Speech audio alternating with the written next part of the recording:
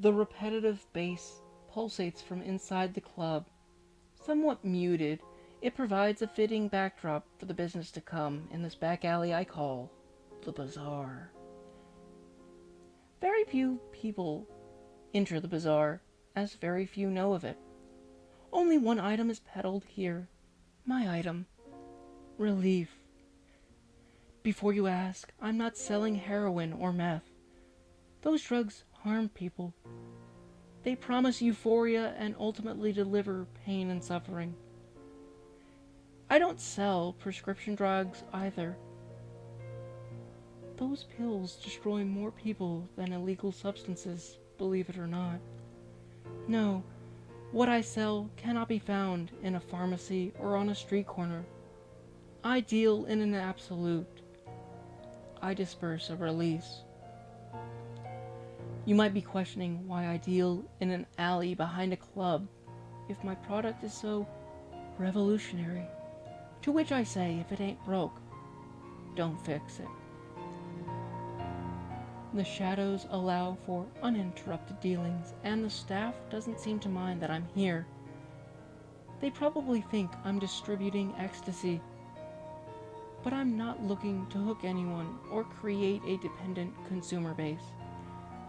And what I charge is only enough to recoup my expenses needed to create more relief. Each client I have is fairly treated, and in turn, equally compensated. But enough about me. Let's focus on Jeff. Jeff is a lawyer. Not one of those idealized litigators you see on TV who attends one trial a week and then has 6 days to drink and sleep around. I mean a real lawyer. One who spends 20 hours a day researching case law in a mill to foreclose on someone's house. A tool to the banks and to his billable hours. Jeff is tired and stressed out and demoralized from his job. Jeff needs relief. He arrives punctually at 9:30 p.m., bitching about his boss and his job, explaining about how guilty he feels for forcing debtors out of their homes all day. I feel for him. I really do. He hands me the money and I slip him relief. Jeff's despair quickly turns to excitement. He stares at the sky, billions of stars, both far away and at his fingertips simultaneously. He jumps for joy, catching imaginary suns, arranging them in funny shapes, laughing to himself.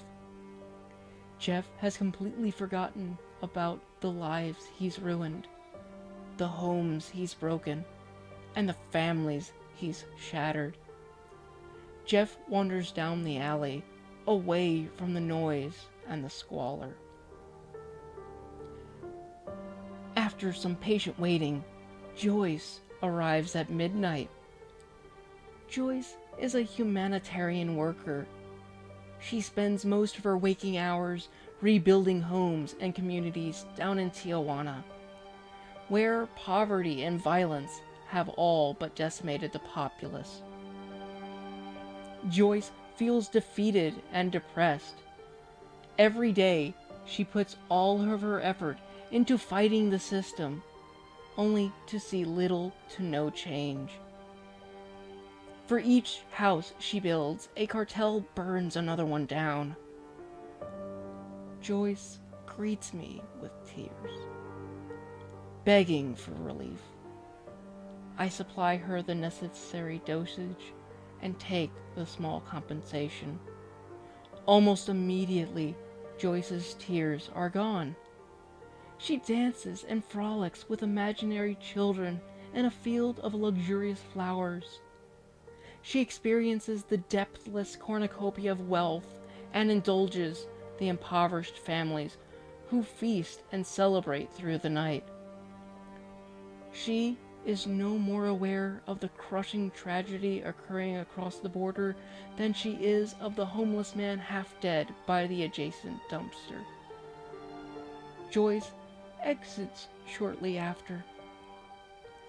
Last is Terry, who shows up at 5 a.m.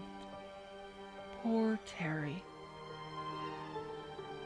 Terry is a unique fellow, transgendered, as they call it these days. Terry is a good person, but Terry's family is very religious. There is no room for someone of Terry's disposition in God's house. So, Terry now lives alone, trying to make sense of the world and where Terry might fit in. Such an existential crisis is hard for Terry. The cuts on Terry's wrist aren't enough to provide relief. But I can. Terry gobbles down the serving with reckless abandonment. Terry doesn't dance as Joyce did, or grope at the air as Jeff did. Terry just sits, surrounded by the loved ones and friends who previously didn't understand Terry's situation. Life is simple and good. Finally, for a misunderstood individual. Terry cries a little bit, then wanders off down the alleyway. My night's work is now finished. I return home and turn on the morning news. Shock and awe today as 3 individuals were found dead of an apparent overdose in a back alley on 4th Avenue. Each had traces of a powerful but unidentified designer drug in their bodies that ultimately stopped their hearts. Police have been trying to form connections between the persons, but they all come from different walks of life, and no traces of the dealer can be found. The sheriff has announced a joint investigation with the DEA to find the culprit as soon as possible.